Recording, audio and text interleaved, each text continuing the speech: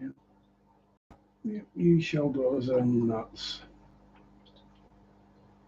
I don't think there is anything such as a normal shelly, is there, hey? No, like rabbits. None of them are normal. All weird. Should we start the show? Yeah, you reckon? That looks like a yes to me. Sunday shop do do do do do do. Sunday shop do do do do do. Sunday shop do do do do do do do do. Ah, greetings, greetings, greetings. Hello, hello, hello. Welcome, Tommy. How are you, Spexy Beast? And Andrew, how you diddling? I aren't bingoing. Bingo, Bingo. Debs, me dear, and Donna, me darling. How you all doing? Hope all are well. Hope the weather hasn't been too horrific for you all this week. It's been pretty horrific around here, but hopefully it should be returning to a more normal and more sensible way fairly shortly. Big group hug, exactly. Now, if I get it right, up there somewhere, that'd do. Like I'm the shortest one here.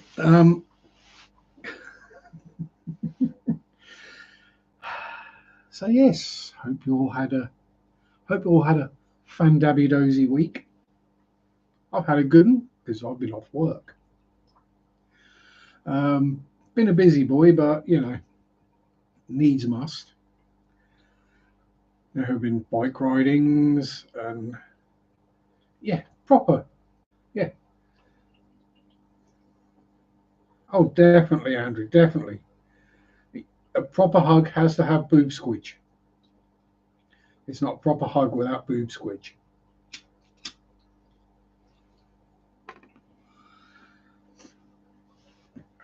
Yes, proper weather. Get that nasty big fiery yellow thing out of that sky and put the sky back to its normal grey colour, not this horrible blue. Yeah. What do you think I am, an Everton fan? Um, dear. Yeah, so what do we get up to this week? So Monday was water change day, so nothing too exciting there. Tuesday, I cycled the Ketts Country Trail, which is a round trip of 40 miles. And just as I got to the halfway point, like literally the furthest point away from home, it rained. What, half the way home. So I got rather damp. But I'd rather that than what I had the other two rides. Um, Wednesday was research and making notes and filming two fishy videos, one of which I might have to refilm, which is annoying because I've thrown the notes away now. And it's the one I didn't upload. Although if I leave it, then I can get two videos out of it. Yeah, that's all right. And some research on a couple of churches. Thursday, went for a bikey ride around a couple of churches, Wood Rising and Scoton. Had a bit of an encounter at Scoton. Might have caught it on camera, so that could be interesting when I get around to watching it back. Thursday, that was Thursday. Friday was get my chores done day, get everything sorted. Was it? Yeah, so Thursday was bike around the churches for another 20 odd miles. Friday was do the chores, chill out a bit because it was too damn hot. Wednesday I also sorted the front garden. And yesterday went for another bikey ride up to Watton to go see my old manager in her new store. End up sorting a few things out for them and biking back and trying not to get heat stroke. Slightly too much sun. I've got freckles and I've changed colour a bit. And I've got the annoying heat bump rash. Howdy, Mark. How you doing? Yeah. So other than that, it's been a good week. Sorry, I might suddenly get a bit lighter because I just kicked the kitchen door open. And Andrew will understand why I can sit here and kick the kitchen door open. Oh, Blue Shark's getting big. Also, the Oscars. Sweet. Because this morning, well, I say this morning, it was late morning. Go turn on all the lights, feed the fish. I'm looking, I go, that female Amicus splendens, she's smaller than she used to be. She used to be a bit deeper and a bit rounder in the belly. Yay, we've got 3 literally born last night Amicus splendens fry in the tank that I've seen. There might be more, but I've seen 3. So yay, critically endangered species breeding. You know, not that I did anything other than give them water and a bit of food and a tank they like. They did the rest. So yeah, that was quite a bonus for today.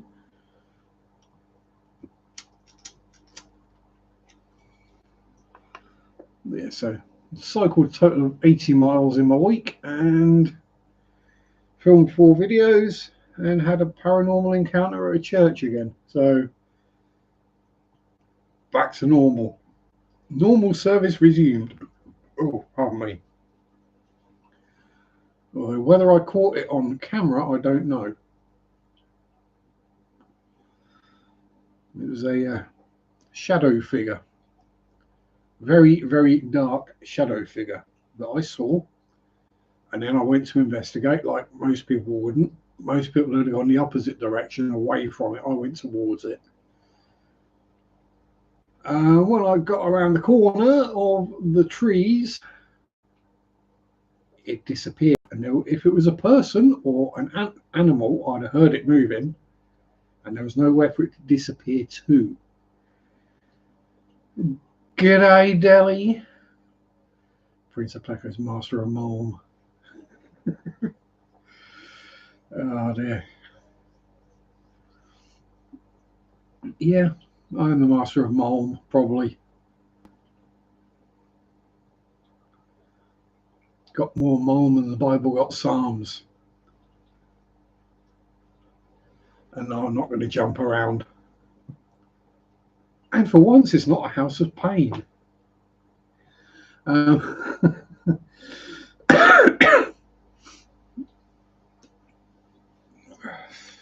I usually get called something different that begins with Master, so, you know.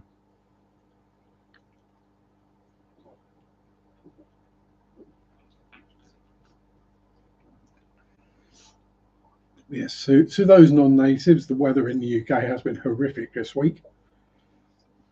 It started out okay, but it just got worse and worse as the week went on. Ending up over 30 degrees in this part of the country. So probably not the best idea for me to be cycling 20 miles in that, but, you know, I made it.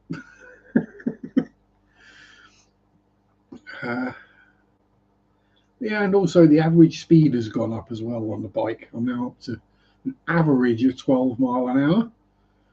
6C. Oh, I'd love 6.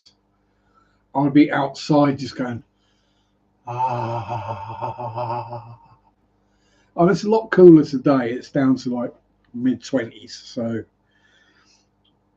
that's an improvement, but still a bit warm for me. Because probably because I'm sitting here so literally surrounded by fish tanks, so I'm suddenly getting hot again. Because they get warm and then they reflect the heat out. Stuff that got the heat on. Yeah, 6 degrees, that's not cold enough to put the heating on.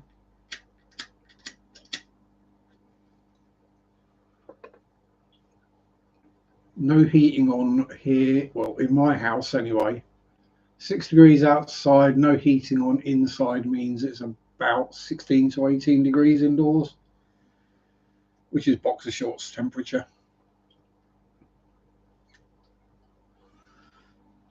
Although that's, I say no heating on. The cold has killed the bladder snails. Bladder snails are usually pretty good with cold weather. They survive in my pond, and that freezes every winter. So might be a different flavour of bladder snail. And my bladder doesn't like the heat. It's fine in the cold.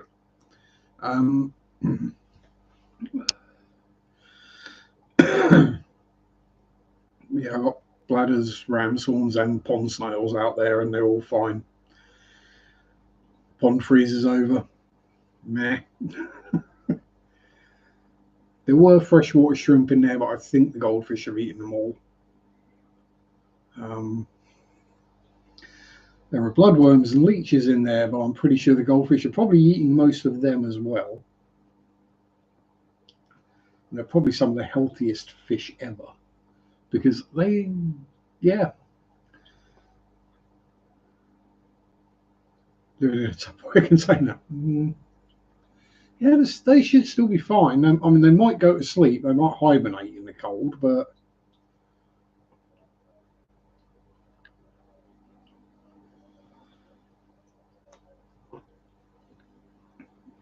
I've lived worse places in a Tupperware container.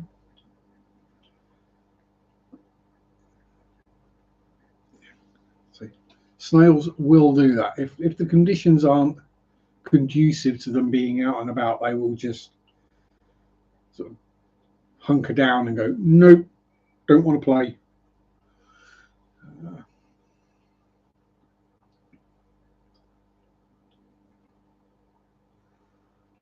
It's like Malaysian trumpet snails. If you stick some yo-yo, or maybe not clown loaches, but if you stick yo-yo loaches in a tank with Malaysian trumpet snails, after a while you go, oh, there's no more Malaysian trumpet snails. Awesome, I'll move the yo-yo loaches. And then they all come back out of the substrate again. Howdy, Pure and Shrimple. Welcome aboard for some weirdness. It's not quite the same sort of experience as you'd have had with Andrew's stream. Marie. Hello, Marie. I trust someone has warned you about me. So yeah, that's what the week's been like. You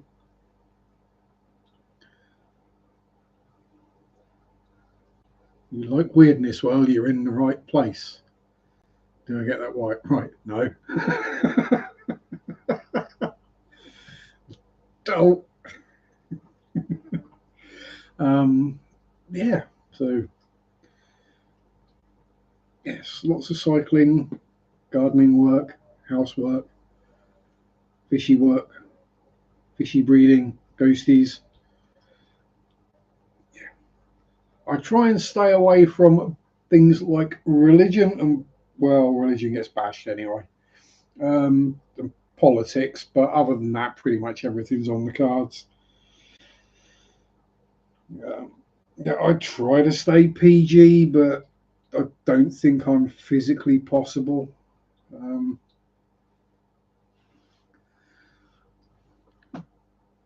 Basically, I work retail, so when I live stream, I kind of put my work head on. Doesn't do bingo either. Now, battleships, might be up for a bit of battleships, and that could work actually, because there are plenty of warships, not just battleships, that are actually named after fish. I'm pretty sure there's an SS Guppy, and there's a Nautilus.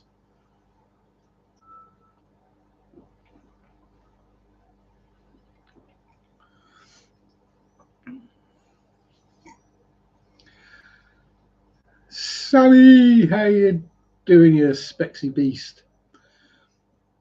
Way off on my days. Thought I lived in Australia. Today was Monday. Yeah, I get that regularly. Get the day completely wrong. Call it the retail mask. Yeah, it is. It's acting, right? I mean, those of us who, like myself and Adele, who do work retail and aren't naturally the nicest, well, we're nice, aren't naturally the most patient, understanding, or willing to deal with people. We're not peoply peoples. Yeah, we're acting. Right, it's all a front, and sometimes we deserve a flipping Oscar. Forget Meryl Streep, forget Leonardo DiCaprio, or DiCapri's son, as I like to call him. Yeah, they're retail workers. Yeah, we can outact the lot of them. I took medication I was supposed to take on Mondays. Shouldn't be a problem. Exactly. Gold medals all round. Yes. Well, I do think something should be brought in that, like, maybe once a month, possibly not quite that often, depending on where you work, I guess, where you should be given a free slate. Whereas if you're dealing with someone who's being an absolute arse or a Karen, which is being offensive, then you can tell them. You see, my face does act because I don't wear a mask anymore. I mean, this is my people mask. This is so people think I am vaguely human. Underneath this is a vampire Wookiee.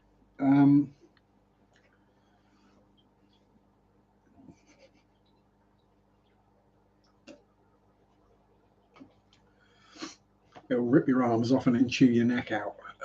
Yeah. Oh, the vampire Wookiee is getting some love. And that's a fanfic I've not seen before. It'd probably be better than Twilight, because at least the Wookiee doesn't sparkle. Not that I've actually seen Twilight or read Twilight. I just know what people have said about it.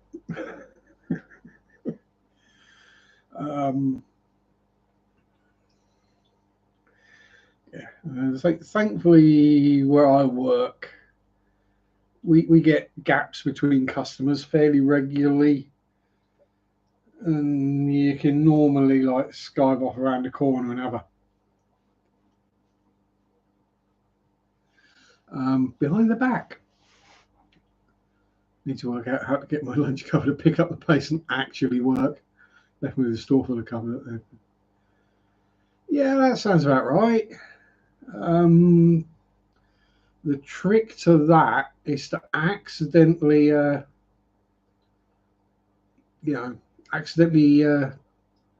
step on their phone, or accidentally take it with you when you go for your break, so they haven't got anything else to do but work.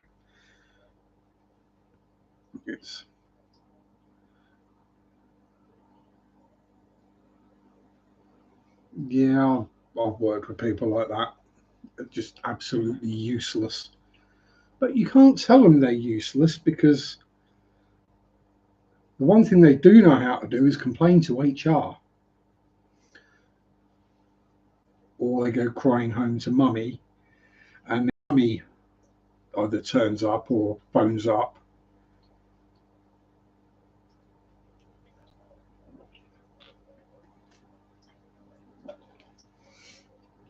And you're like, they're an adult now. This isn't your responsibility or problem. It's their problem. They effed up. They faffoed. They effed about and found out. They're understanding, consequences now. Like that thick thocker I heard about the other day, who was going on about the size of men's manhoods and saying, though, that she wouldn't even think about dating a man with less than 8.5 inches.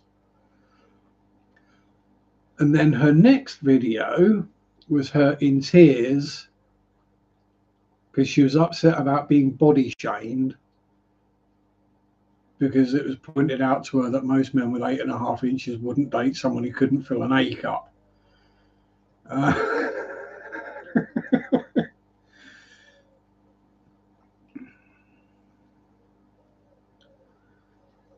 It's just lazy people.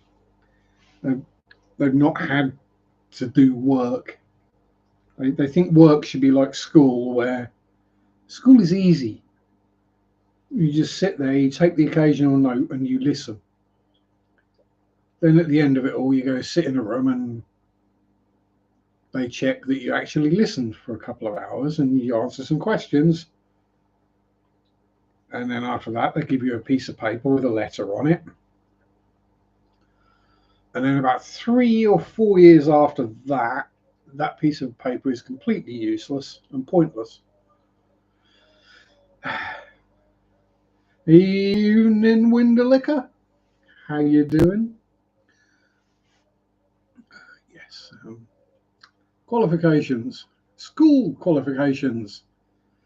Especially once you've been to college and or university, they're essentially worthless. They mean nothing.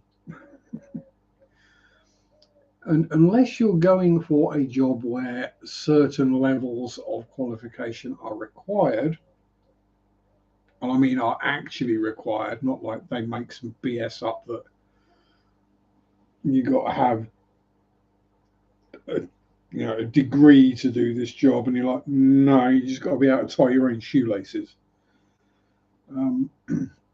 Let's say an electrician or a welder. Well, you've actually got to be qualified to do the job.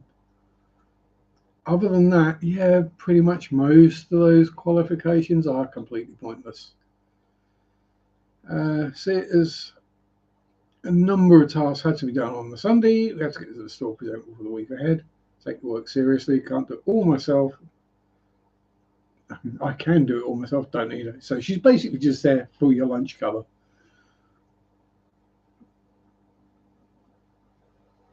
Yeah, if she's there, why does she put it in the same effort she's actually contracted? Yeah. It's a case of do as little as you can get away with. But yeah. I have worked with people like that in the past. When I've been lead or the one that's in charge, I ride them real hard. So, oh, you think you're going to get away with skiving, do you? No, you're not. Basically, you're going to be doing all the work I should be doing. I'm just going to be standing there making sure you do it. Go talk to the assistant manager. Yeah, probably best to. Yeah, follow the correct chain of command, as it were, rather than just do what we would do normally, which is just tell someone exactly what we think of them. Typical Gen X fashion.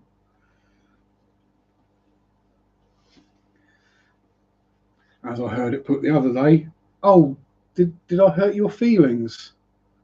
Oh, that sounds like a you problem, not my problem. They're your feelings, they're not my responsibility. Yeah. Well, it's at the point I'm going to flip out at her, and I don't want to do it, but it's causing me stress. Exactly. Yeah, so say it, because otherwise you're going to flip. You're going to say something that's going to get you, or you're going to flip, and that's just going to get you in trouble. and then she'll carry on as she is, and you'll hate her even more. So yeah, follow the correct, whatever the company guidelines are for these things. Art auction July 26 on Kayla's Aquatics and Reptiles. Fish and reptile art pieces from Sarah, Priscilla and Pam. Proceeds to the Art of Cleveland Pet Centre. Woohoo! Hope to see everybody there. Awesome. If I'm awake and about, I shall try my best to be there. Winner Liquor just put up a What's a plant light strip under a shelf that went up above my 75 gallon for the pothos, pothos, whatever. No, pothos is something completely different, isn't it? And Lucky Bamboo growing out the hobs. It was surviving, not thriving. Yeah, no in your mouth, yes, and no in my mouth as well. Some of us, we come from a time where if you had a problem with someone, you could grab them by the throat, pin them up against the wall, and shout in their face at the top of your voice for about 5 minutes. Then quarter an hour later, they'd come and apologise, and nothing else would be said. Management wouldn't even get involved because they know the problem had been sorted. Keep it from pretty dark so they won't get a lot of light. Yeah. That's why I have to keep the lights on in my tanks. I don't like bright light. So, yeah. In fact, I think I might have to start leaving the light on more in the Amica Splendens tank because they're algae eaters and there's no algae in there whatsoever. Although I say that, literally the only 2 tanks I have algae in are the shell dweller tank because there's no plants in there, and that's just algae on the glass in the back of the tank, and the little shrimpy tank down there's got algae in it. But that's because that light is designed for a much bigger tank.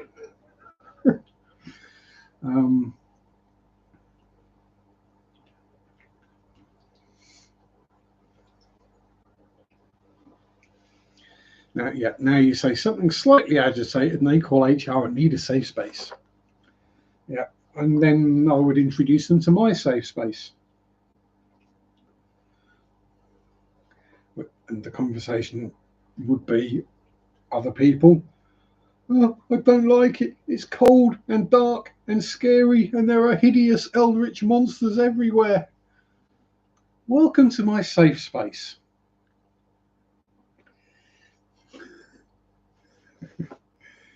It's like a Lovecraftian nightmare. This is what I call a dream. You do not want to experience what I would call a nightmare.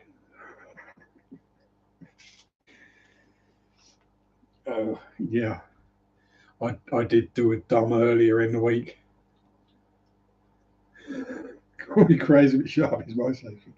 You're nuts. Verifiable.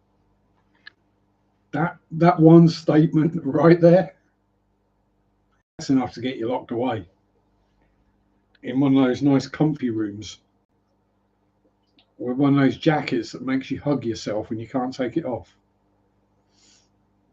Well, not unless you can dislocate your shoulders, then you can take it off. Tank is great light, looks good for the tank. Co-op light, which if I'm not mistaken, I'm going to guess that the aquarium co-op lights are a rebadged.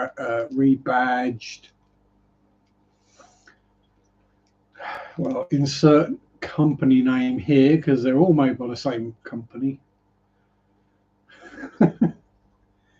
Phoenix, Higer, Mindlicht, Micro. Yeah, they all come out of the same bloody factory. Let's be honest. Literally all they do is maybe change the shape of the heatsink part and then put a different sticker on it. That's pretty much as far as it goes. I'm not knocking them. If they're good lights and they work, then great. I mean, these behind me are all night crews and One on the little shrimpy tank is a little night crew. Well, it's a little mine licked, but that's just a German name put on exactly the same kind of light.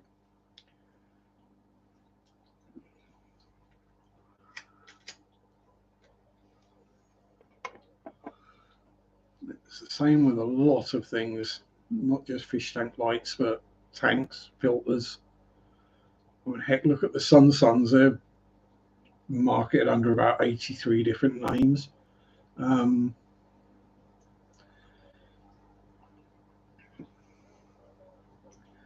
I think it's probably just the Fluval and the OARS ones that I know it's OARS, but OARS sounds better. I think they're about the only ones that make their own filters. Canister wise, anyway. Not that an aquarium filter is hard to make. It's a box with a pump. That's literally as far as it goes. It's just how powerful the pump is and how much sponge you can fit in it. That's literally.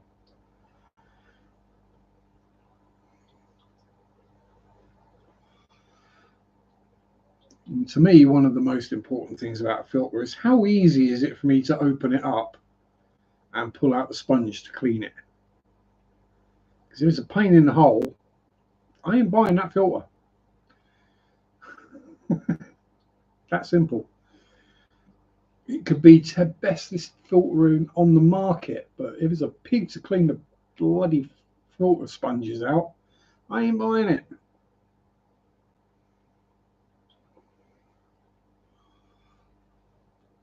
But Sharpe, you can't clean your filters out every week or twice a week because test cycle.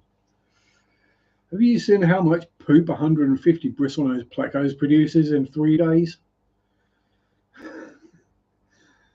Adele calling me the master of mole? And especially when, say, bristlenoses have tank mates of an out-of-control colony of ram's horn snails, there's a lot of poop in those tanks.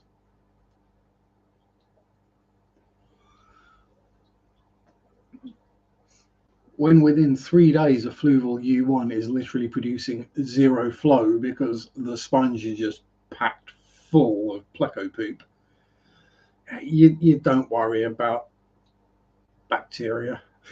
Just get the poop out of the tank, because the lack of flow is going to, or the lack of any water movement is going to kill a fish way quicker than any ammonia will.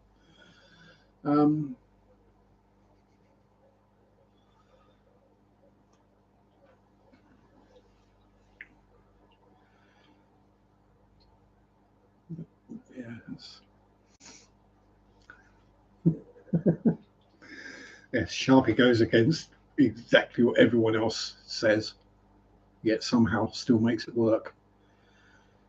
Gave up on the Suns. I would seal up for a while, and the power goes out and they leak. Power comes back on, leak. Done with them. Yeah, that is one reason why I don't like canister filters. I mean, there are several reasons why I don't like them. Main one being, if your filter's outside the tank and it develops a leak, you get a flood. If your filter's inside your tank and develops a leak, nothing happens. You don't even notice it. Also the extra power draw, the fact they're a pain in the hole to clean. Usually got way too much flow for what you need. The bucket is twice the size it needs to be. When you bear in mind a canister filter, the actual pumpy bit is all in the lid.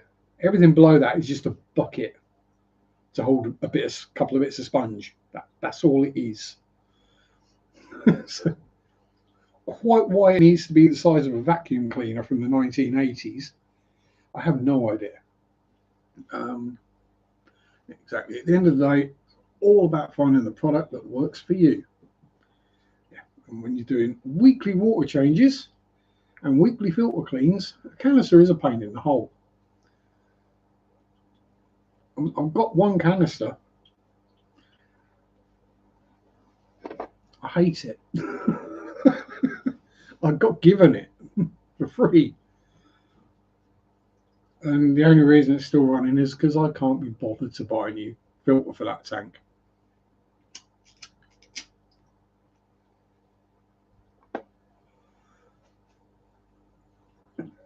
Mind you,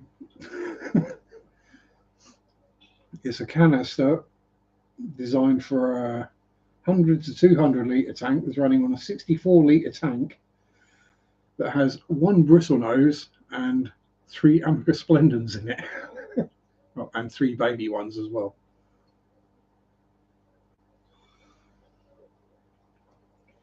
So it's the tank that's got the least bio load out of all my tanks.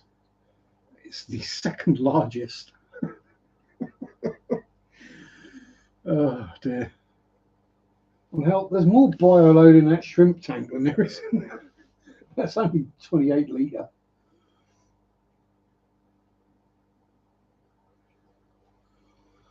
Less than half the size. Right, I say that jokingly. Yeah, it might be. There's got to be 100 or so shrimp in there by now. Because every time I do the water changes, when I do the tanks that have got shrimp in them, I go through the water in the sink and I catch all the little shrimpies that have somehow managed to be in the filter when I cleaned it, or that have come up with the water. And there's usually at least 10 shrimp a week that end up going in there. Somehow I got one honking great blue ramshorn snail in there as well. That probably produces more poop than all the shrimp do. But yeah.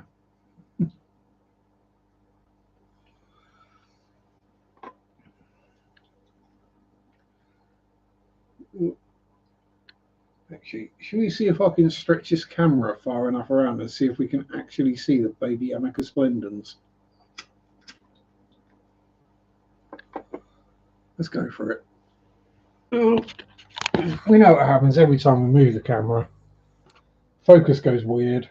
Right, cable's tangled up. Let's see if we can see. Oh, there's an adult. Well, I say adult, they're still fairly small. They were up the top. And what you see floating around on the top is a mixture of fry food, and baby Malaysian trumpet snails. That's the mum. She's the one that gave birth overnight.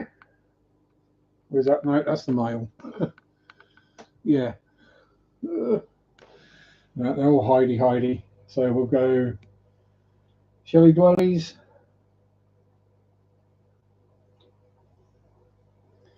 Also doing hideys.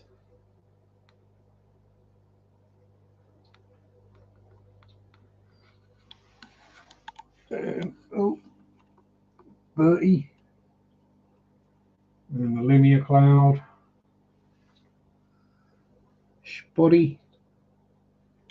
There he is. Look at that gorgeous boy. Just Limia everywhere, really. And I think everyone else has gone to sleep. Oh, there's that black neon again. What else have we got?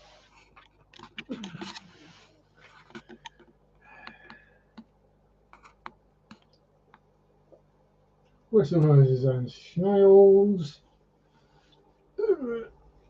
Super red bristle noses and snails. Bristle noses and snails. Bristle noses and snails. And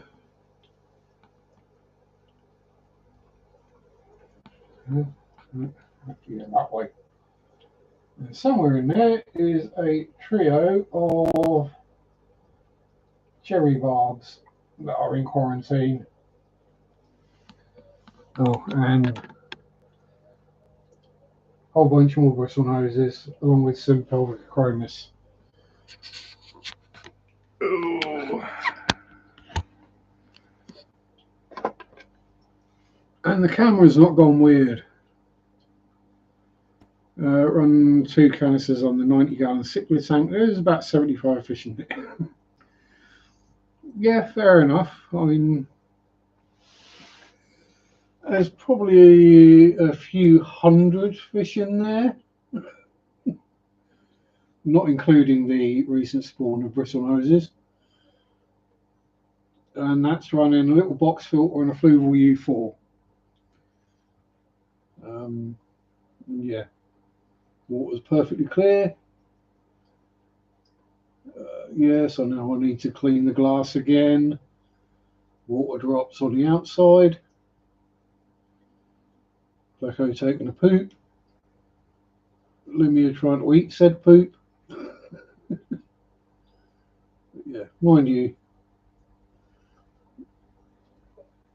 I've got a feeling the amount of greenery in there probably takes care of most of the nitrates and stuff.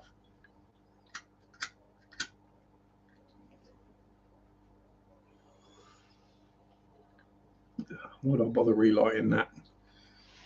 Possibly due to the fact that the mole wire is up to about there at the moment. So basically from there down is a mix of, there down to about there is a mix of fluval stratum and fish poop with a little bit of fluval stratum on the top. And all those people who say, oh, stratum's useless, it only lasts for 2 years. Yeah, that's 6 years old and it's still fine. I think the problem is that people disturb it too much, or they keep gravel backing it and getting rid of all the good stuffs. And they should leave it and let the good stuffs build up.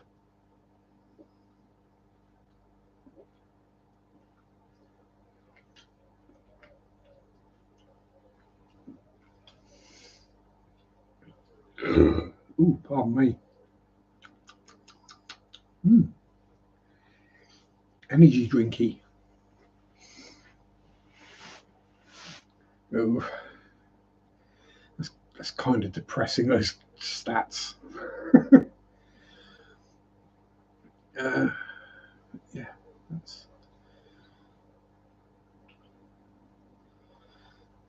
becomes a fine line of cleanliness versus preserving the beneficial bacteria in the soil.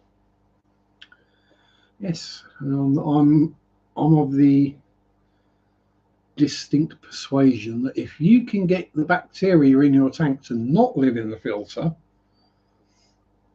then all the filter is a mechanical filter and a way to make the water move.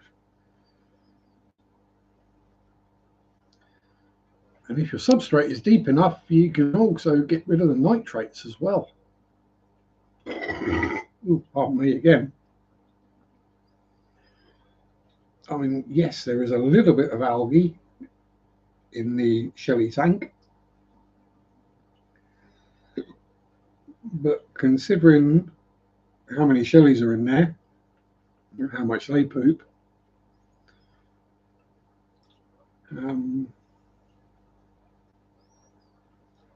yeah, the nitrates in that are basically zero. Howdy canister filter also serves an aerator. It can do, yeah. Just anything that moves water will do that. So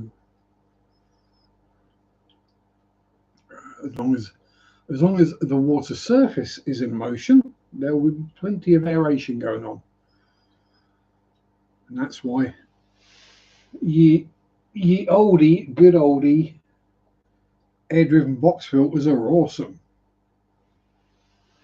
They are the best water polishers there are. They don't go wrong. If they break, they cost very little to replace. And if you want to use it as a pure water polisher, you chuck a bit of gravel in the bottom and you just stuff it with filter floss. I mean, I've got sponges and floss in mine, but yeah, same difference.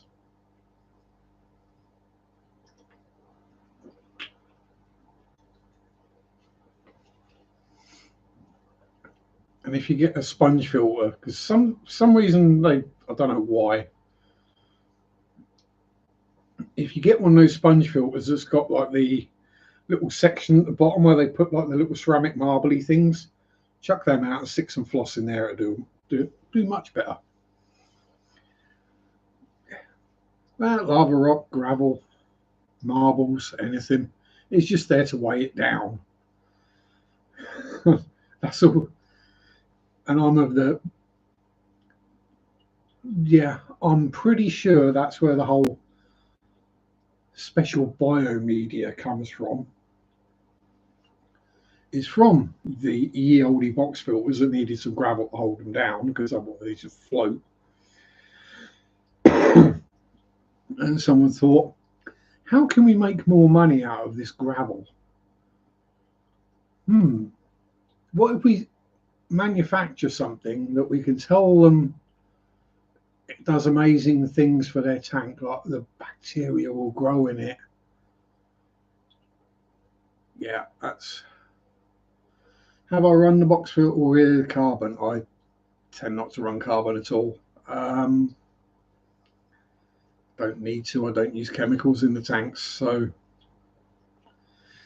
the only time I put carbon in a filter is when I have treated for medication, like when I had columnaris in that tank actually behind me, and then camellanus in the same tank,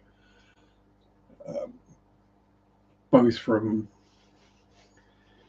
not quarantining fish for long enough, and second, I just got unlucky and got some fish that came through quarantine absolutely fine. Then one day I happened, and it was only because it was a platinum white lyotile molly, I happened to notice the red worms coming out of its vent. I was like, oh, that's camellanus. Okay, time to buy the Escher NDX. And completely stripped down the tank. And that was a fun day. Completely stripping down the tank, bleach dipping all the plants, throwing out about 5 gallons worth of plants.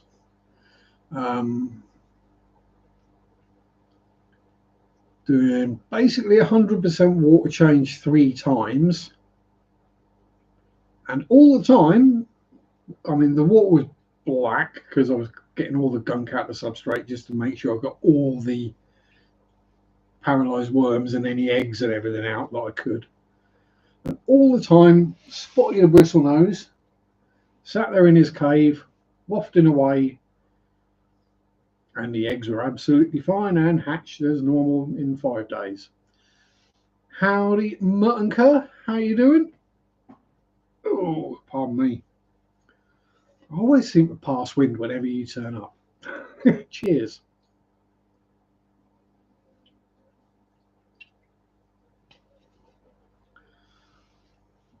It's not personal, I promise. Yeah, those are literally the only 2 times I've run carbon on purpose.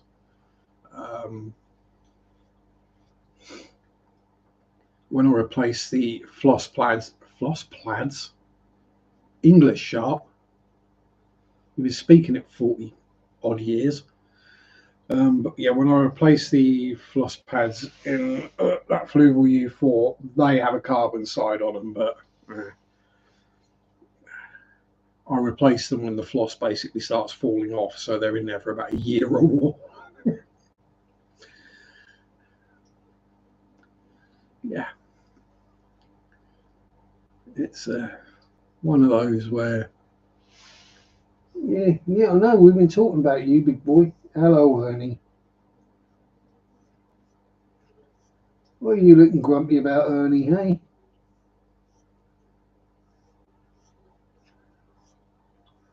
All those baby limmies you've got to look after, is that it?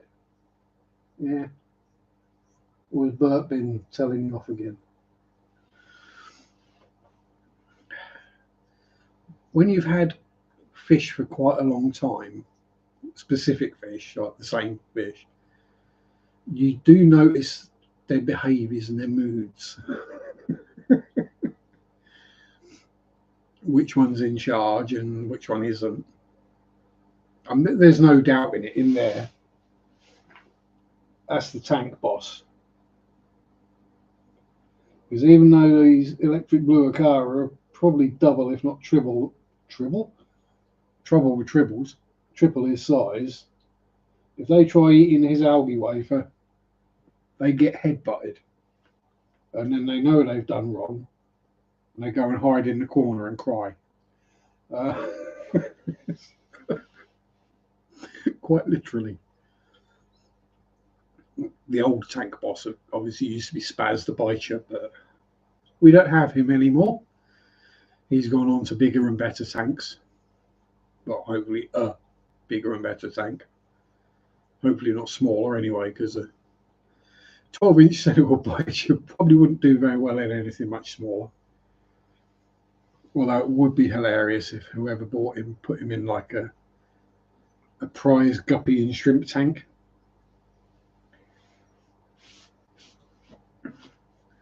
You know, the ones you hear about where someone's got a tank and then someone decides to buy them a present. They buy them a fish and put it in the tank for them. So it's a surprise when they get home. And they find out that, yes, you just introduced a big, violent, aggressive carnivore to a tank full of veggies. Or chill little happy fishies, and they all suddenly disappeared or are missing body parts.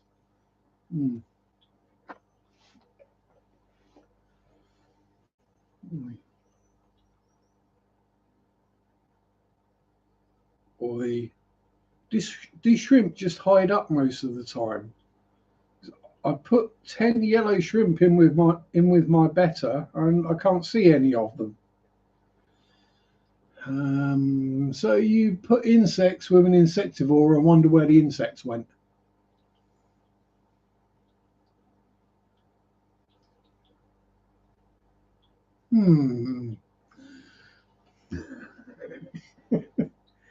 Let me think about that for a moment. Yeah.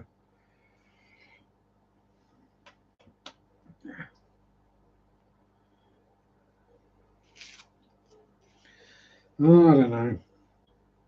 You know, a minute or two just research would have fixed that problem. Open Google. Can Neocaridina shrimp live with betters? Yes, but beware, the better may well eat them. Heck, neon tetras will eat bloody shrimp. So about the only shrimp safe fish are bristlenoses or clown plecos. Equal plecos or maybe Otocinclus, something like that, is about the only shrimp safe fish. Even something as tiny as a Cubitai rasbora will eat baby shrimp.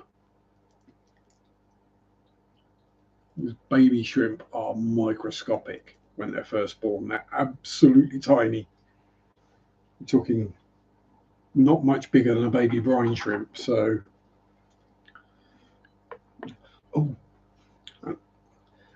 I got booted off of I got banned from the Sea Monkeys Reddit subreddit.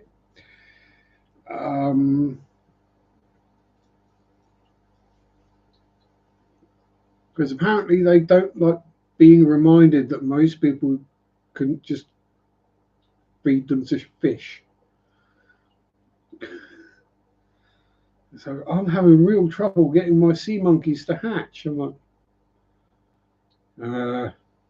salt water, bit of warmth, maybe a bit of air to keep the water moving.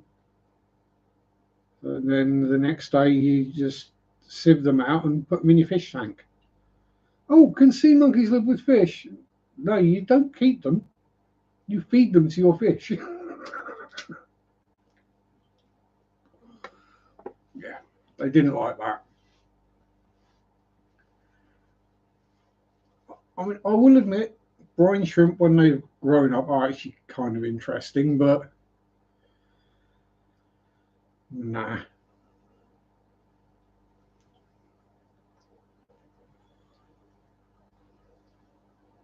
Yeah, yes, but not for long. Actually, I want because that's a good point. If you had a brackish tank, right?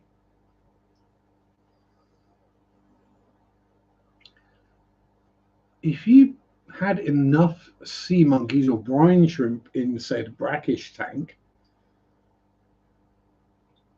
could you work it as a complete ecosystem with the brine shrimp producing enough eggs and fry and babies, or just dunk the eggs in yourself? Hmm,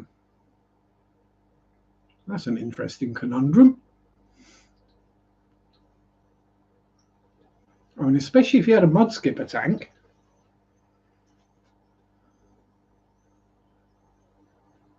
Yeah, well, not a tank, a mud skipper environment. Because the water in a mud skipper environment is usually just there for the mud skippers to go into when they want to, just to get a bit wet and then come out again. So yeah, you could keep sea monkeys or triops in there. Triops are cool. Because they're triops, as in three eyes, but they're, I think, related to the horseshoe crab. Basically, like little miniature horseshoe crabs, like that size.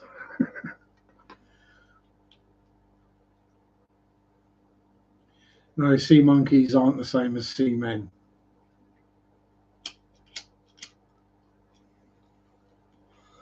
And I'm not going into that joke that has just come into my head, because I would definitely get done for all sorts of things.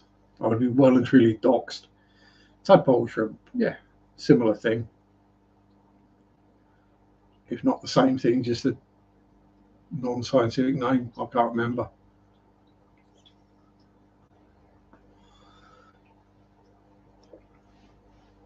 Yeah, I mean, I think the one time I did actually try to do sea monkeys,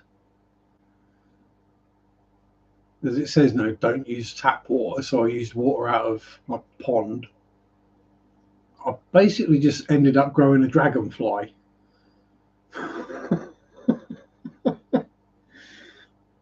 And the sea monkeys didn't last very long, and they got eaten. Yeah, that's an idea. It might be worth asking someone who actually does brackishy stuff and understands about these things whether brine shrimp, sea monkeys would survive in the water in there, and then whether, yeah, it's an idea anyway.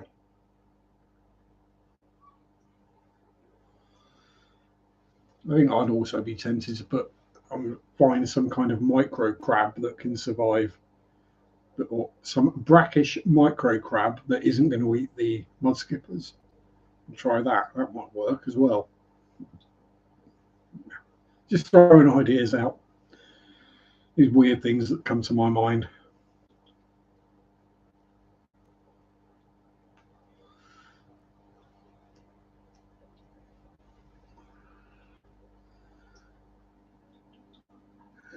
That's some try-ups. They're so cute. Yeah, definitely better than sea monkeys or brine shrimp.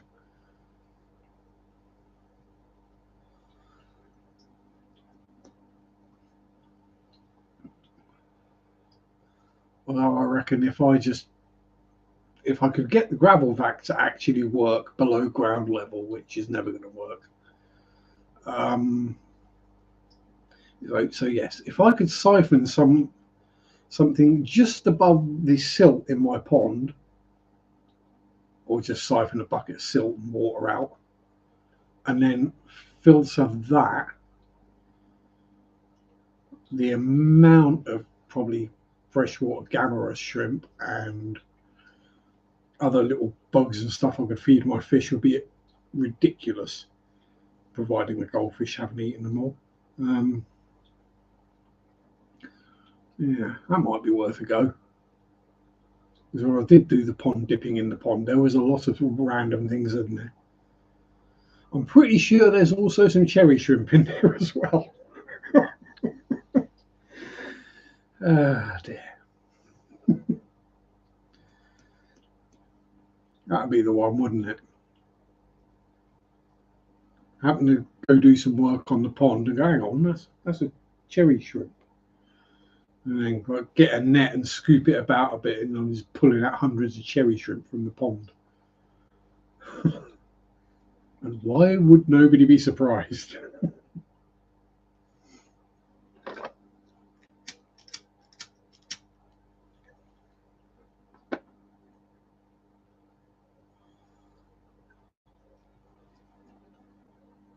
Yeah. I mean, I did keep cherry shrimp outside, so yeah, unfiltered, unwater changed, just rain in the well tub they were in. I did stick some mesh over the top and a couple of plants in there, but by the end of the summer there were a lot more cherry shrimp in there, and they were a lot bigger. Not me googling to see where I can buy triops. You see, I mean, they're far cooler than sea monkeys, aren't they? And it's basically the same kind of way to keep them: salt water and air, or brackish water and an air stone and powdered food. Probably get away with just chucking an algae wafer in there once in a while.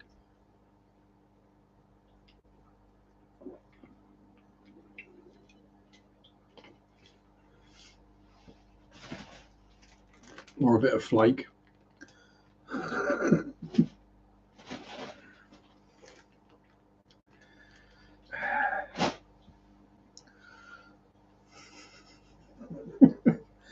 I know these are ridiculous, but hey, who else buys fish food in those quantities and doesn't have it go stale or off? I've seen so many trots are fresh. It might be. I can't remember. It was years and years ago, so I might just have got some water out of the pond because I wouldn't have had. I didn't have any fish tanks, so I wouldn't have had something like dechlorinator, so I wouldn't use tap water. Yeah, it was literally just pond water. Um, but yeah, might be an idea. Get hold of some triops and get a colony of those going. That might be an interesting one to sell.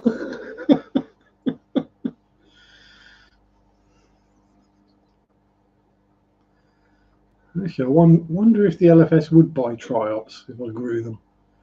Because they're not tiny, they do get a sensible size.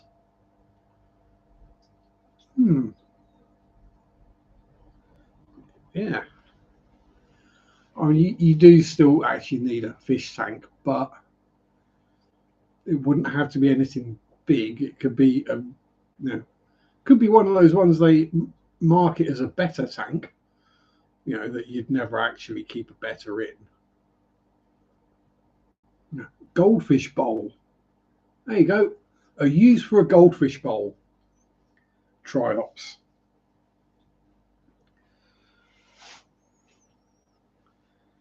So yeah, that'd work. Now, that's two of us thinking about it. I'm pretty sure you can just, when I got them, I think I just got some. I think I got a starter set off of Amazon.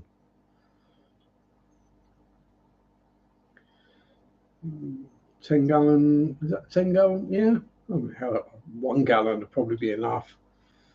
But yeah. They'd be fine with bristle noses. The bristle noses wouldn't eat them, they wouldn't attack the bristles. Sharpe is thinking. Sharpe is seeing pound signs. Ka-ching! Because much like if you've got Daphnia growing in a tank or any other kind of little microorganism like detritus worms or planaria or whatever, and they would literally just be a byproduct. You wouldn't have to do anything special to them to look after them. Just look after the tank as for the fish and expect the royalties in the mail. Married, my darling, how are you? Mwah. Hope you are well and surviving and in relatively decent health, physically and mentally. Yes, we do miss you when you're not around, me darling.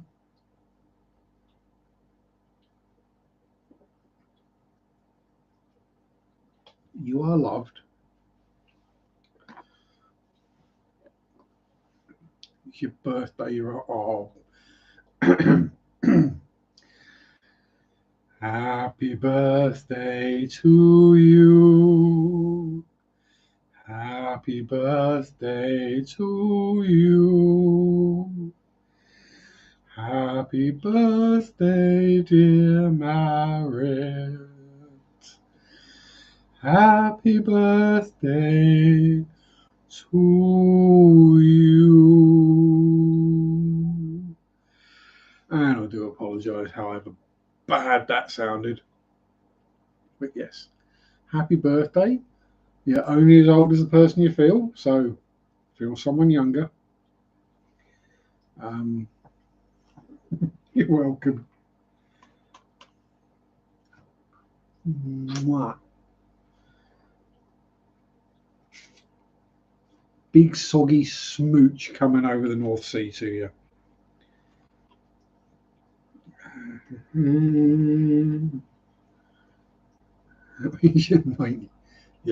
You're not that old. I know you're not that old. You ain't that much older than me.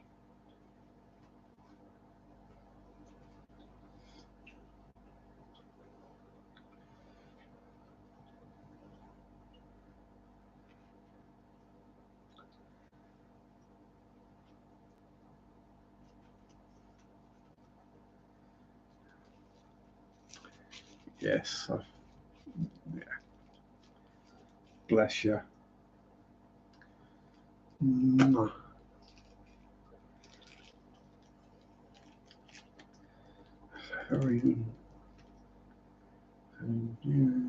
Yeah, still Gen X.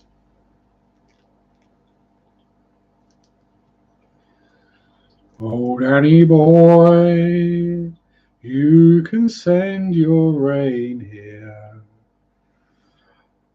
I'll give you sun. I cycle up to 90 days. Ah. Howdy, crazy for seahorses? Well, yeah, so 90 days, so not really going to be a sellable thing, are they? Is that Rainer's change of name? Ah, yes. Giddy up, indeed.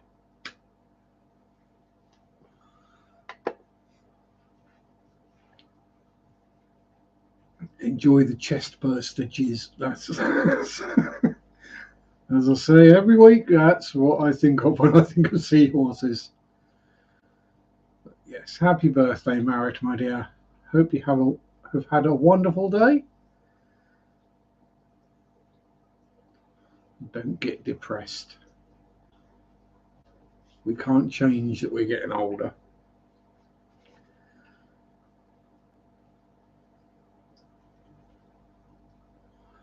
We can't change it. It now takes us all night to do what we used to do all night. Just so long as you don't go walking into the bathroom and forget why you went in there.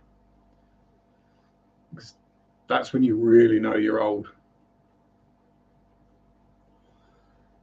Oh, God, it is showing I've lost weight, isn't it? You can see it in my neck now. Ugh. I'm not used to seeing my neck actually move.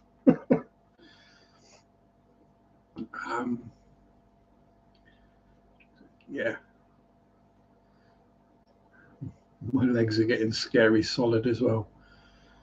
Chris pulled together a surprise that made you cry. Oh, boom! Fist bump to Chris. Well done, lad. As long as they were happy tears. not sad tears. I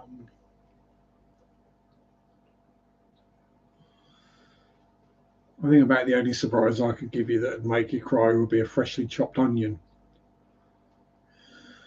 I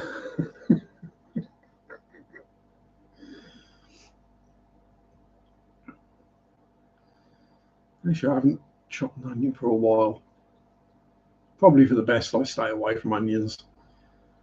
I mean, I know the effect they have on my digestive system.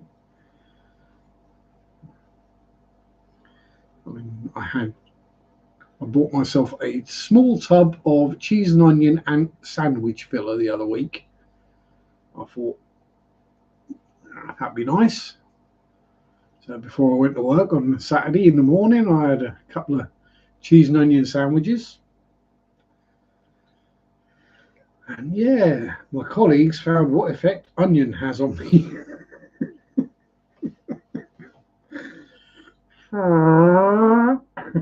Constantly for the whole shift. So yeah, not allowed to eat onion before I go to work anymore.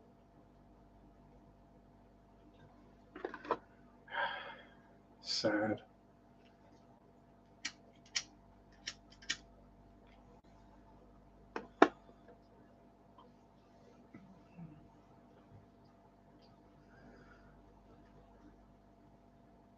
Mandy, darling, how are you? Member for 26 months. Oh, thank you, thank you.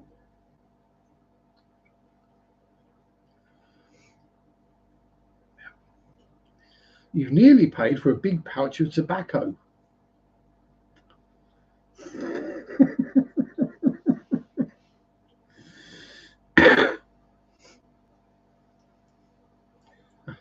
That's like an hour and a half's overtime.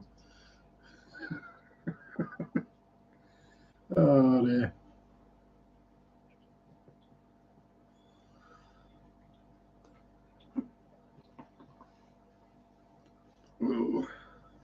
So, how is life in the bitter freezing north, Dan, and how is life in the ridiculously hot deep south, Mandy?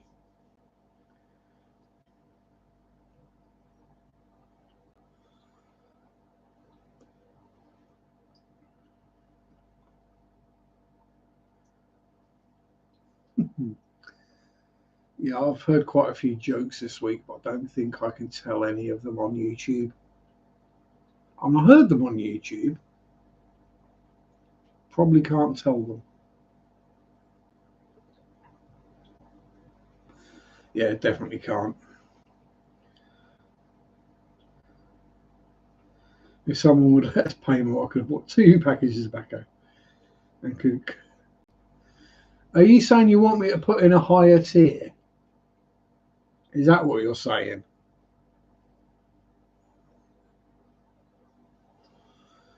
Ice is melting off the roses. Oh, I would kill for some ice.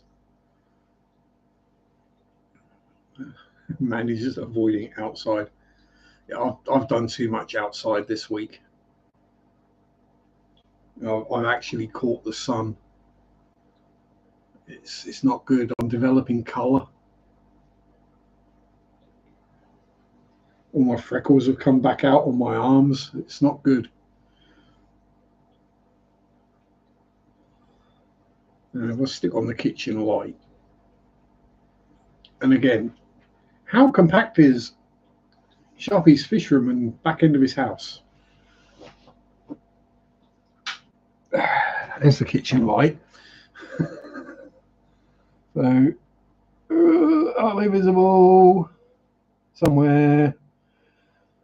Mainly just see the scars, but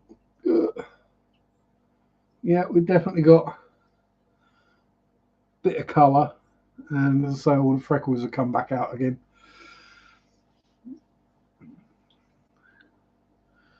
No, I'm not translucent. Although the problem is, right? Thankfully, I've not been out too long in the sun, only about 5 hours. But because bike helmet has got the shade visor on it, so it's a visor that clear. It's like a pair of sunglasses, but huge. I'm starting to develop a noticeable line right around where it is. So like my forehead is still translucent, but my lower half of my face is starting to get a tan. Yeah, so we've been up over 30 for the back half of this week, Dan. It's not good. Especially as I decided to do 2 sensible length bike rides in it. By sensible length bike ride, for me that means 20 odd miles. So, you know.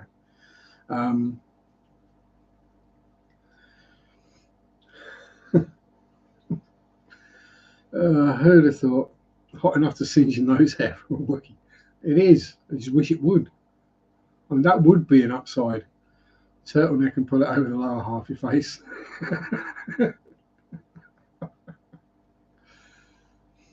Yeah, I'm not wearing a turtleneck.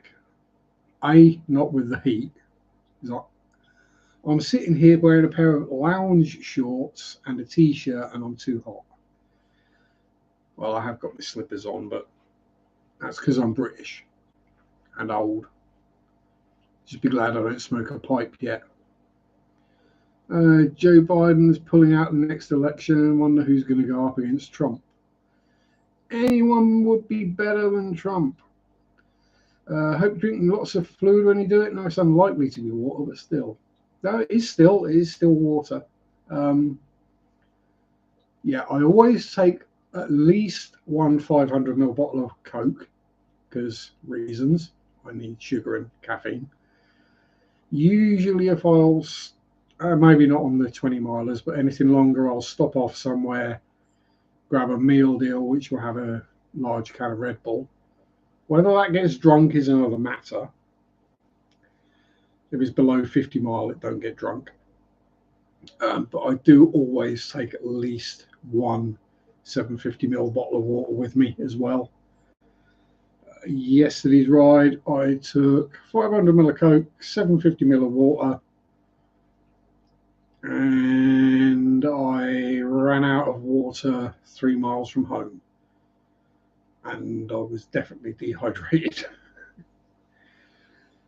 I was starting to get the symptoms of heat stroke coming on again. You know, I'm starting to get a headache.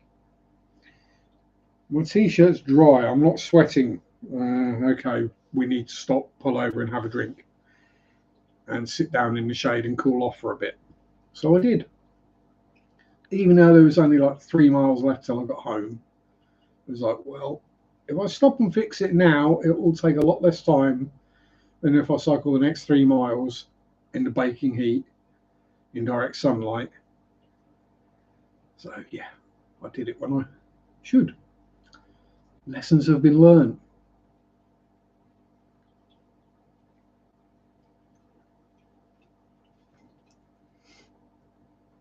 Also, I'm dealing with the heat a lot better this year than I was last year. Whether it's because I've got less insulation or I'm fitter or whatever, but I'm you know, I did 20 miles in 30 degrees and only very mild dose of heat stroke. And I'm also going faster than I was last year as well, which probably doesn't help. Got the average speed now up to 12 miles an hour.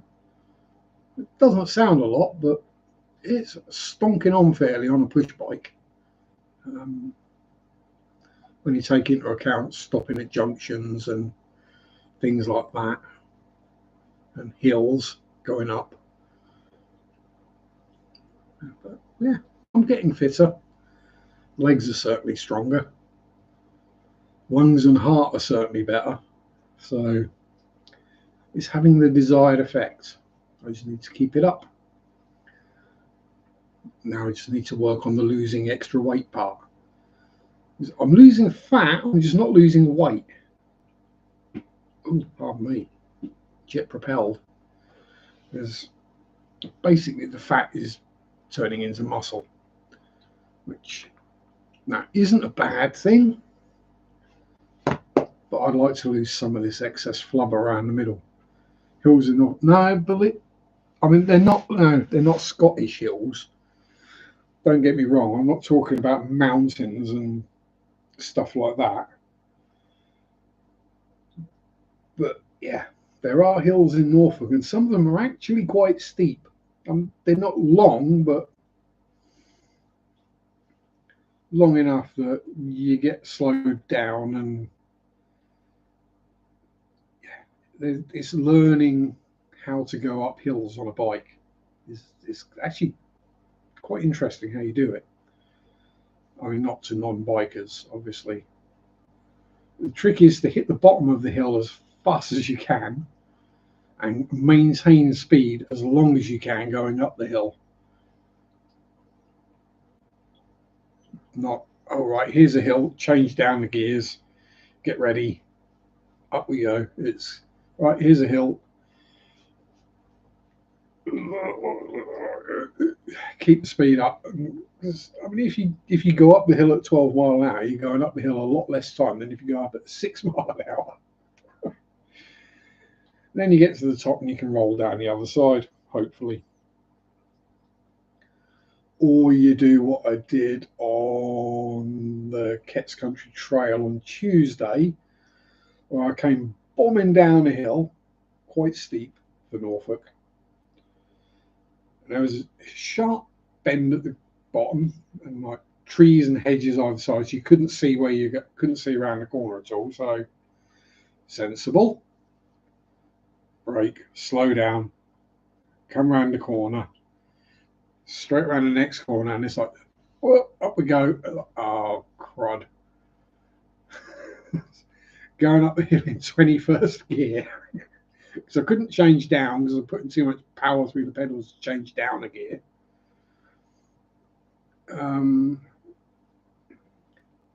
So I was literally going up the hill in top gear at 3 miles an hour.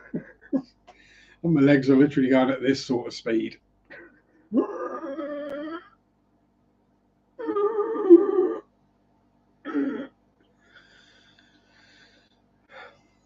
Then I got to the top of the hill, dropped it down about 10 gears. I went, for that. It didn't help there was a tractor coming the other way as well. But, you know, head down, breathe out your bum, gas powered. I have tried that. I've not really noticed any improvement in velocity when I do let one go.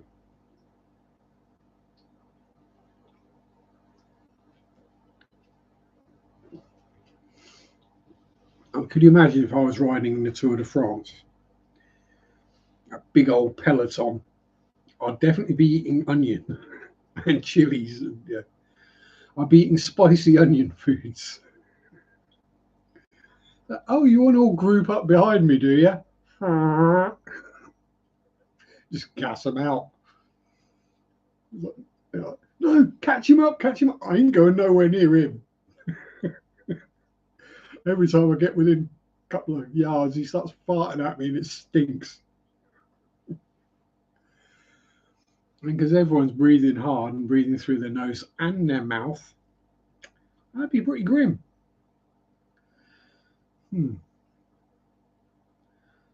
Yeah.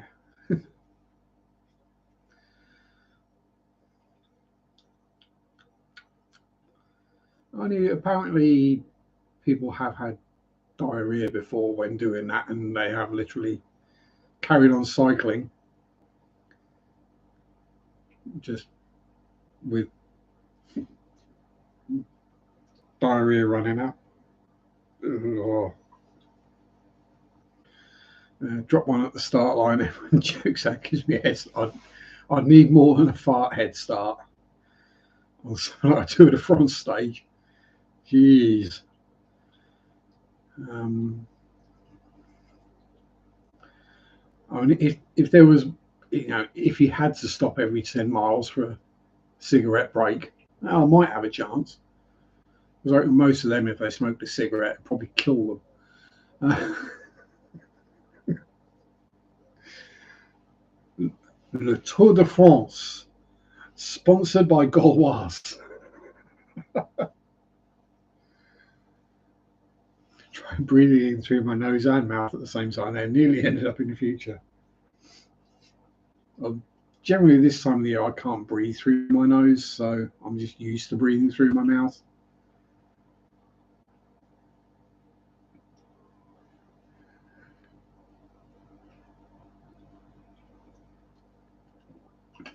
Yay, hay fever. Right. I'm going to have to go visit the little boys' room. Back in a moment. Talk amongst yourselves and see if you can come up with an interesting question or things to discuss. Lounge shorts. Oh dear. How missy crib.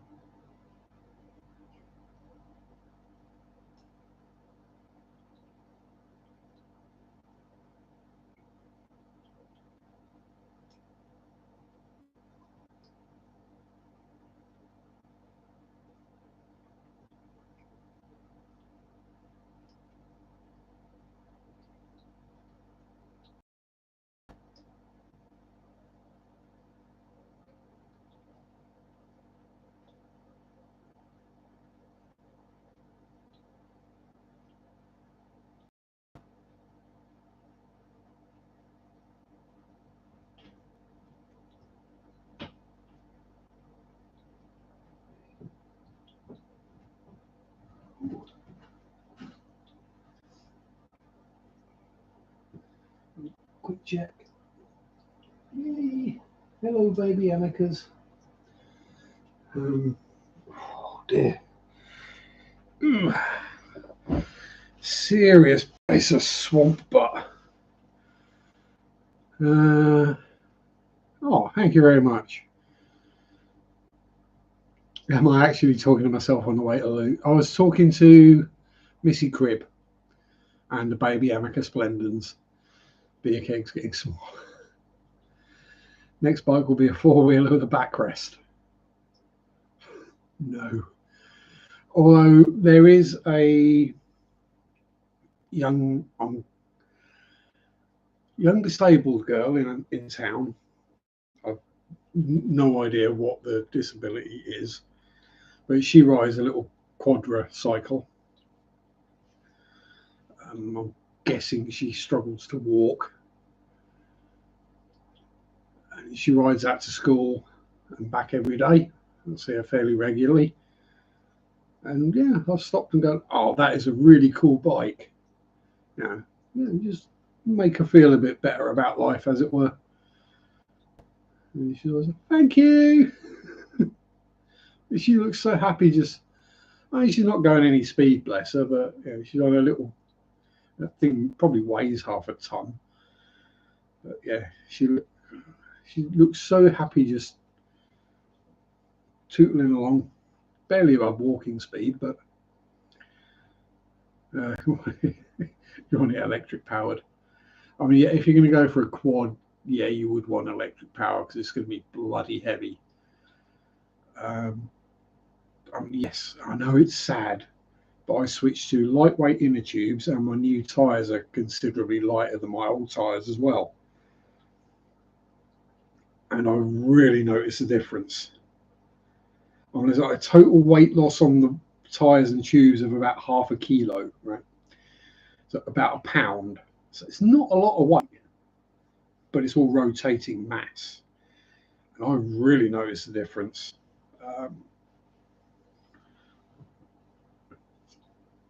No, I'm not going to get a carbon frame or anything like that yet. I mean, if I get another bike at some point, I might go for a carbon, but nah, yeah, it all adds up. And also, I'm carting around basically the same weight I used to cart around of me. It's just there's more muscle and less flab. And the beer keg is still there. Because like this bit is about the one bit that doesn't get any exercise riding a bike other than breathing. Because I'm not sitting in a racy position, so I'm not like using my core to support myself. I'm using my butt and my hands to support myself.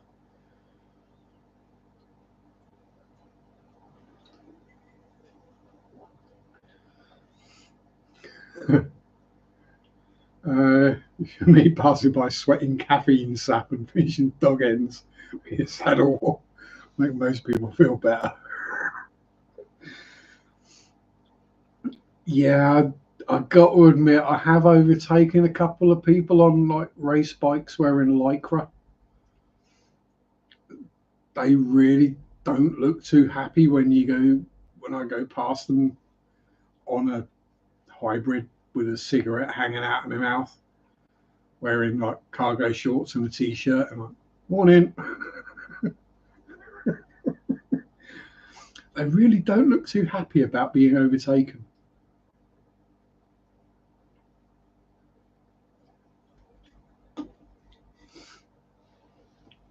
Actually, one of them came back past me because he didn't like being overtaken. And I was like, yeah, whatever. It doesn't bother me. You know, I don't care. You're gonna pass me, man. About quarter mile further down the road, he'd stopped and pulled off at the side of the road and was like,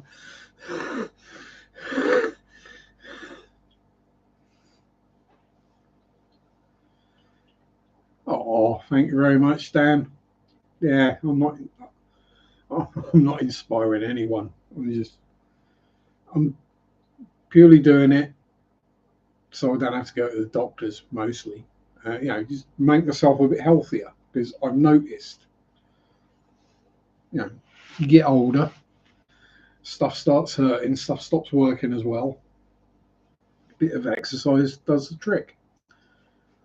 So I'm not any shakes on a bike. I'm not like setting any record speed or distance or anything like that. I'm just trundling along, enjoying the view and the scenery and getting some exercise and clearing my brain out. If anything, it's done just as much for my mental health as it has my physical health. Seeing nature, wildlife, even just like pretty plants, pretty old churches, haunted old churches, rivers, lakes, all these things that are nice to just see, even if I don't stop at and go, oh, that's cool. Next time I'll stop off here and have a look around or something like that. Oh, and this has been running on battery reserve so long it's about dead. I've done that before. Been sat here doing a stream because I've uploaded a video during the week and forgot to plug the charger back in on the HMS crap top. And got about an hour into the stream and thought, why has the screen suddenly gone really dark? Oh crap. Where'd the cable go? Where'd the socket go? Because HMS crap top is so old now that, well, they're going to brick it next year. No recharge for this one. Oh dear.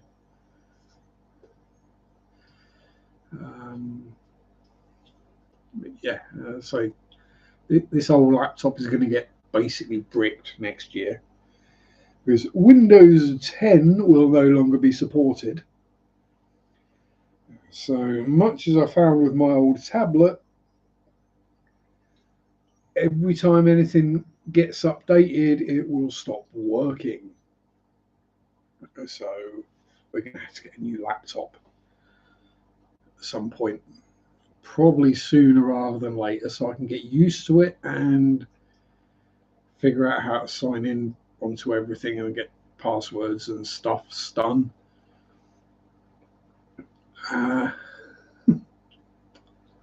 Yeah.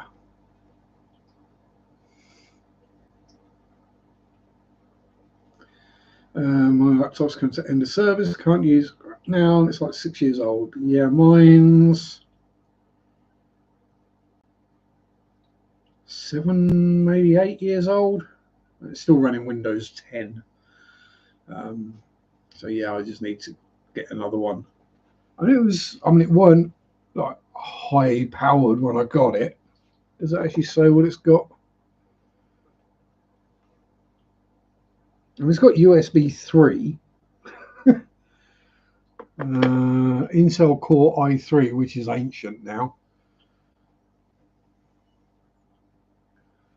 Yeah, I can't upgrade to Windows 11 on mine.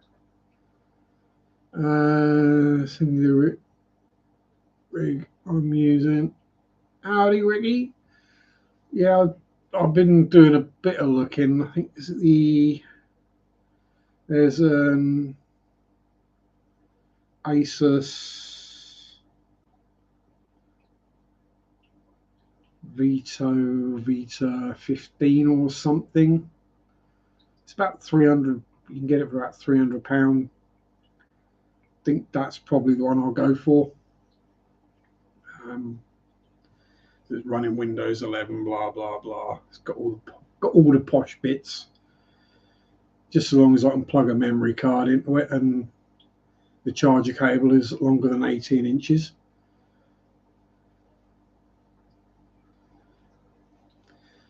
So much metal in me. I'm lucky I've not been hit by lightning yet. That might recharge me. Yeah, I've been hit by lightning twice. I've not actually zap hit me, but it's hit either very close, and I've been hit by the results of it, or it's hit very close, and I've been hit by the results. Ace is a good cheap laptop. Yeah, this one's a Lenovo. I think I paid about 350 quid for it about 7, 8 years ago, so it doesn't really owe me anything. I mean, admittedly, I don't do much on my laptops, so probably why it's lasted so long.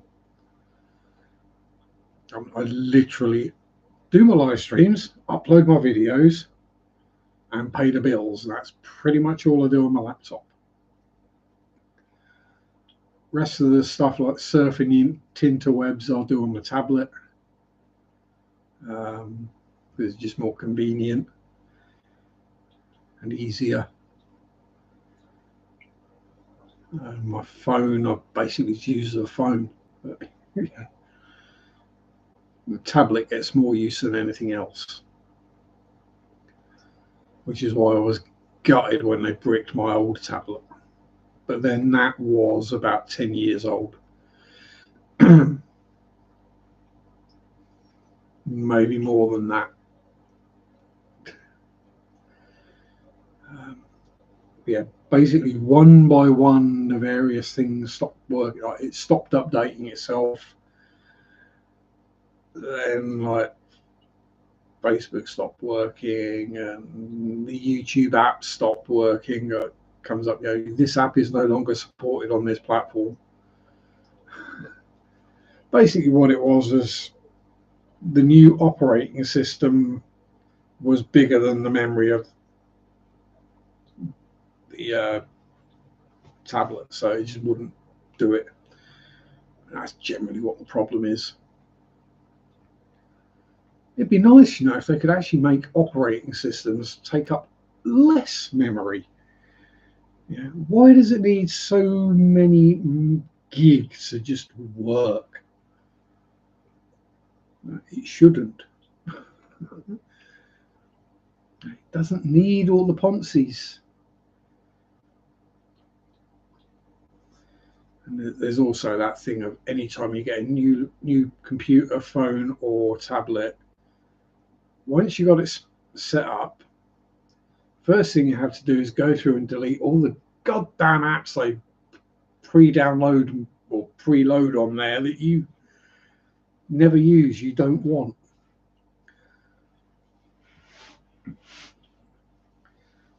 Most of which I haven't even got a clue what half of them are.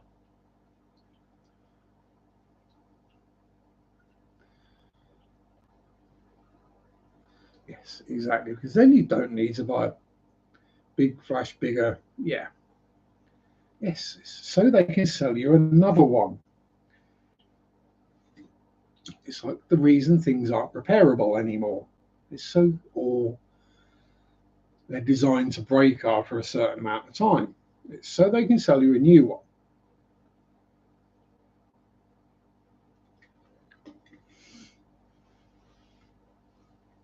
Because, I mean, somewhere upstairs, I've still got my great granddad's drill.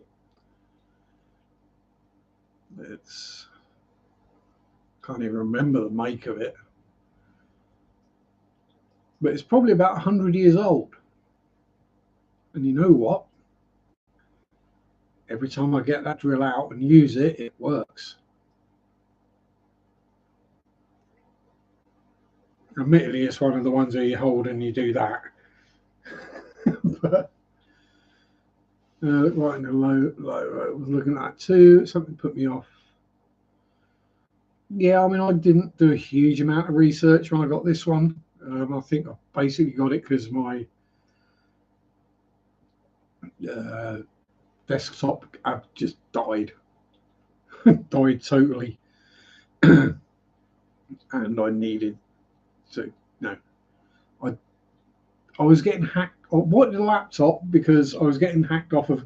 If I wanted to use the computer, I had to go and sit at the computer desk, which was, a pain in the hole. And yeah, I think it basically got to the point where the desktop was taking about half an hour to boot up, and it just couldn't deal with anything high def. Ooh, pardon me. But again, I had that 10, 15 years or so. That was running Windows XP.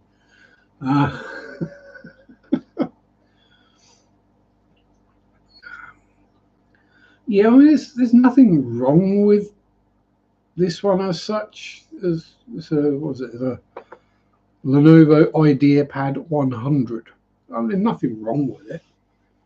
And the Lenovo programming stuff that's on it sometimes gets a bit annoying, where it will just pop out and go, "Hi, you can use me to do this." You're like, no, I'm using Windows Media Player because it works, and I know what all the buttons do on it. I tried using your one; it sucked. Yeah.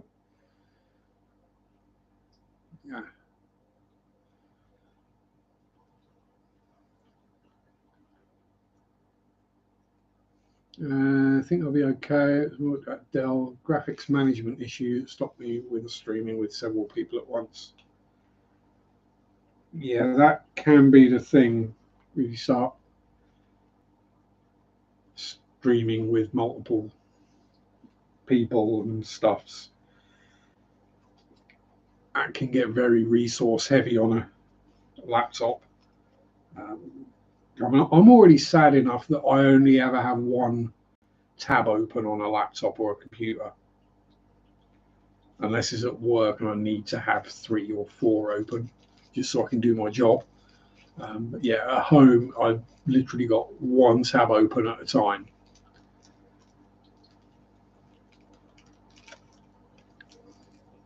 Oh yeah, I'll do plenty of research, but from what I looked into that Asus one, it was in the which top 10 laptops for under £400 or something like that. So it's good enough for me generally.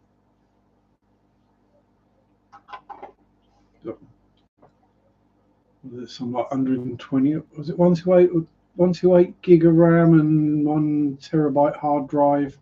Windows 11 with Office.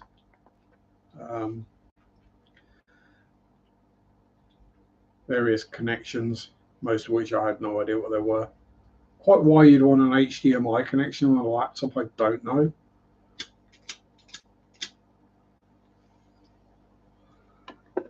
Because if it's so you can stream things to your TV, email Acer, see if they'll sponsor. Might be an idea.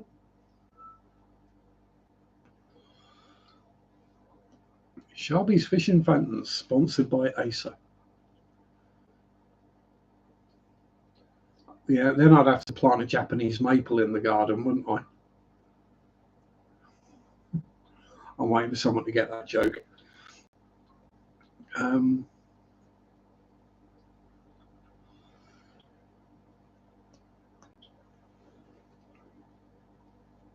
I'm not sticking my middle finger up. Hay fever. Feels like I've got a bit of sand in my eye.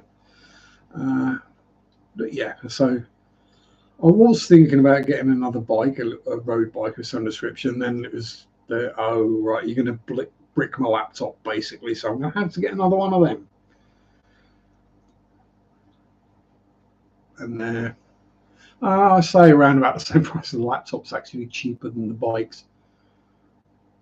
Got a Japanese Acer in the garden. Purple leaves, love it. Yes, I knew someone would get the joke.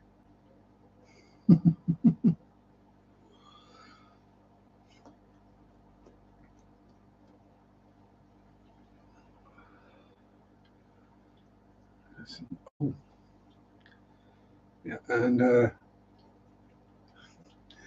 something random I did in one of the videos I filmed this week at a church.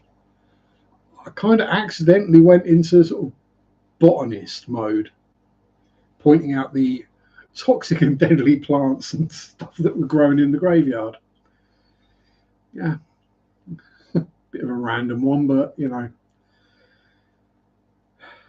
when in Rome. Possibly I did watch a video on like the 10 most deadly plants in the UK.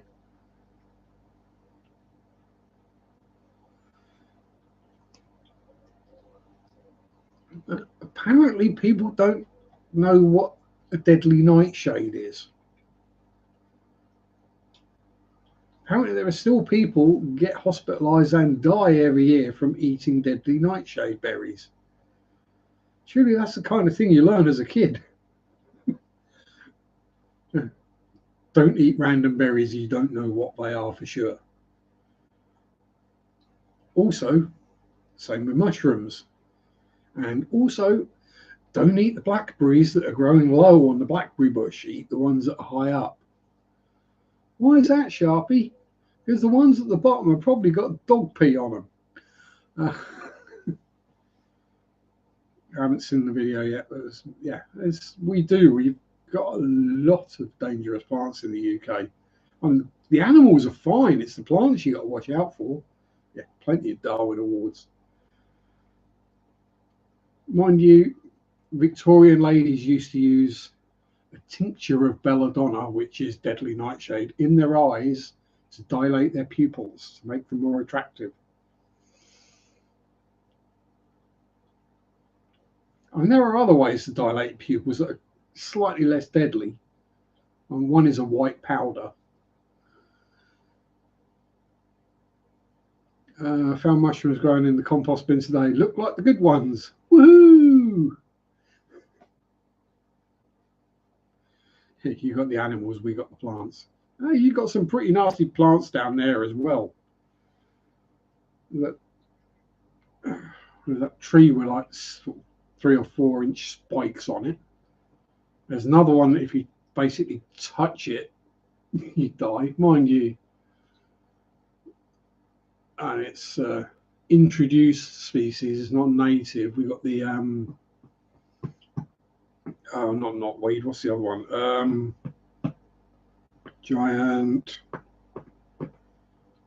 What's it called? Looks like cow parsley. Yeah, the gimpy. That's the one. And that's why we say in the UK sometimes, got a bit of a gimpy leg, meaning your leg hurts. That's where that comes from. Doesn't mean it's wearing latex with a gag. It means it hurts if it's a bit gimpy. Oh, not giant knotweed, giant hogweed. That's the one. Looks pretty much like our normal hogweed, just bigger, and it has purple veins. No, not those kind of purple veins, you dirty. purple veins going up the stem. And if you so much as touch that, it's so massively caustic and alkaloid that you will burn instantly from it. And we're talking full on blistery, nasty, need hospitalization or hospital treatment. But not only that, it's got a real fun sting in the tail. The area where you got burnt or stung, purple vein, no, that's a different kind of purple vein. But the area where you got stung becomes extremely sensitive to sunlight, in that if you get sunlight on it, it will burn again the same way, like, for life. This thing doesn't go away. It's like the that tick that's in America, that if it bites you, you basically become allergic to red meat for life. It's just, yeah. Giant hogweed. If it looks like cow parsley or normal hogweed, but it's bigger and has purple veins on the stem, and you don't want to check for the bottom of the leaves because that means touching it, don't touch it. I mean, that's a good general thing in life, isn't it? With nature, with wildlife, if you don't know what it is, leave it alone. If you do know what it is, probably best to leave it alone anyway.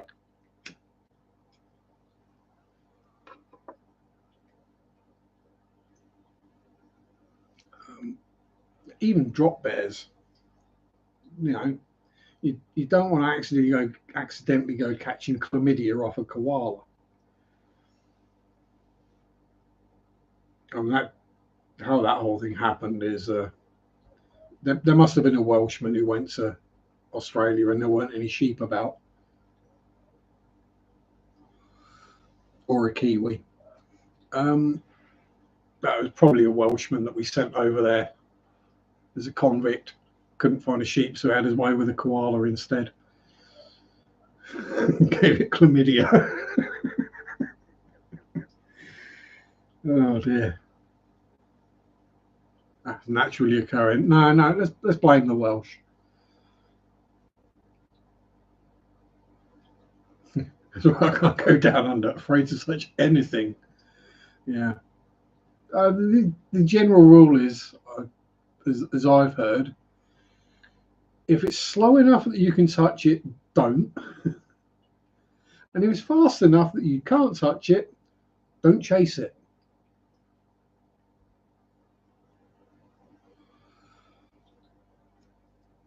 And that's a pretty good thing, because if it's slow enough that you can touch it, it's probably got a very good defense mechanism. And if it's fast enough that you can't touch it, it's probably a predator. Droppies have the clap. Yes, they do. Yes, koalas have chlamydia. Probably explains why they're stoned out their head on eucalyptus all the time. I was saying the old if it's fast enough you can't touch it, run faster than your fat friend. Because you don't have to be able to outrun the tiger. You just have to be able to outrun your fat friend.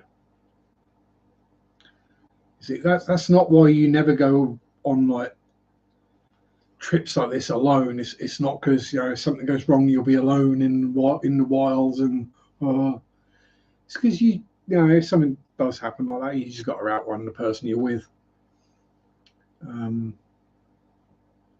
Oh no, you're not. Also, I don't run. I can think of a couple of reasons why running might be awkward.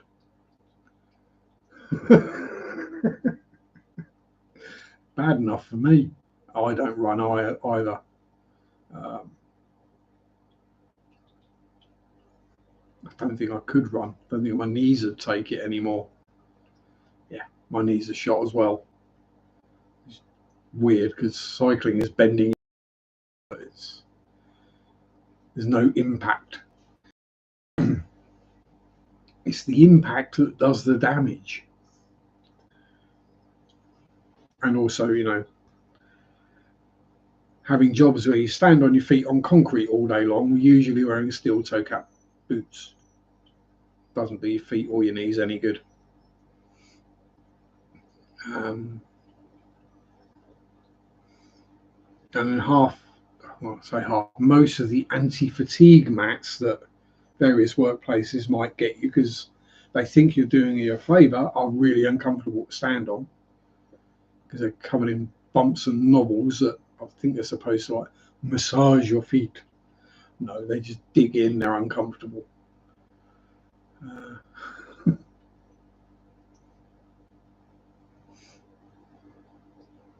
It'd be much easier if you just sign something that says, yes, if I drop something heavy on my foot, I won't sue the company.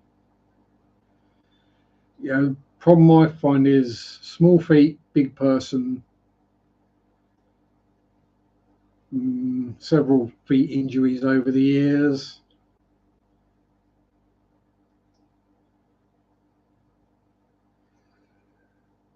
What does running matter when there's funny gummy bears torpedoing STIs from the sky? Count me out. Northern Hemisphere only. Yeah, you don't want to have to do the whole ritual when you cross over the equator anyway. They still actually do that on ships. They don't do it in planes, obviously, because that would be a bit weird. But yeah, there is a ritual when ships cross the equator. And the Royal Navy still does it. I think it dates way back. Way back to like prehistory kind of way back. Yeah, Northern Hemisphere's generally safer. Well, apart from the wolves and the bears. And some parts of the Northern Hemisphere do have tarantulas and other dangerous spiders and snakes and fish. And yeah, just stick to the UK and avoid the plants and you're fine.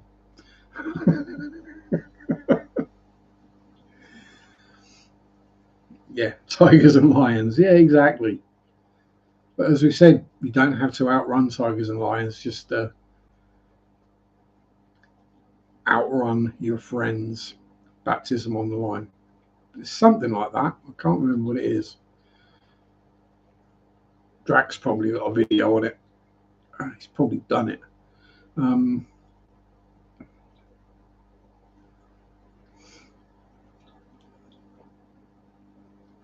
Was it? Oh, damn! I didn't look up what the dude's name was. The VC winner that was just like god tier. That we were talking about last week. Well, rather square up to a polar bear than an aerial assault marsupial high on hand soap ingredients. Yeah. And apparently for the people that do like touristy things and like go to one of the places where you can hug a koala, apparently koalas are very relaxed, and the way you hold them, apparently it's relatively easy for a finger to slip in. Apparently that happens quite regularly. So generally if you see a grinning koala being held by someone,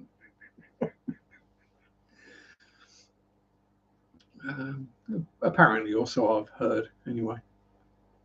Not from personal experience because I've not crossed the hemispherical line. If you're alone, accept your fate. Yeah. Happily Sean Locke, exactly. Who the heck am I talking about these things? Oh, you don't want to know some of the things I talk about. There's the dark web and then there's the Sharpe web. It's generally darker and weirder. Than hold a quacker. Better than holding a Quaker, I suppose. Was it quacker? It's quacker, isn't it?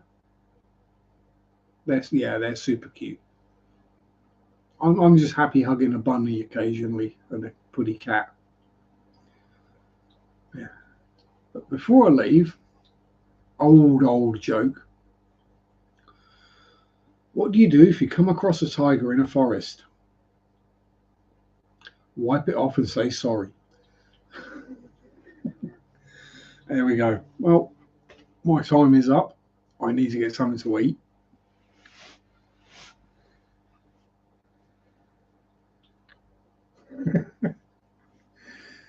Mini kangaroo, happy face. Yeah, exactly.